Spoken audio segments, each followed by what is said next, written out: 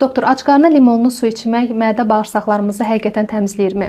Ac qarnına limonlu su içmək təbii ki, burada mədənin yolub təmizlənməsindən söhbət getmir. Burada mədə turşuluğunun tənzimlənməsində bir rolu vardır. Turşuluq belə deyək, qismən artır. Bu gün ərzində həzmsizliyi aradan götürür. Qidanın rahat həzm olunmasına şərait yaradır. Eyni zamanda ac qarnına limonlu su içmək bağırsaq mikroflorasına müsbət təsir göstərir. Bağırsaq peristaltikasını yaxşılaşdırır. Xüsusən ilıq halda suyun içilməsi bağırsaq peristaltikasını artırır ki, bu da qəbzliyi olan insanlara xüsusi fayda verir. Yəni bağırsağın kinetikasını, mədənin turşu ifrazının tənzimlənməsində, mədə bağırsaq motorikasında bir əhəmiyyət daşıyır, müsbət təsir göstərir. Bəs yeməkdən sonra limonlu suyun içilməsinə olan münasibətiniz necədir? Yeməkdən sonra da limonlu su içmək olar. Bu da yenə də həzm prosesinin rahat getməsinə, həzmi yaxşılaşdırıcı bir təsiri ola bilir. Yeməyin yanında məsəl üçün meyvə şirələri, kompotun içilməsi bu əbəs yerə deyil. Bunlar hamısı mədənin normal şirə ifrazına zəmin yaradır ki, bu da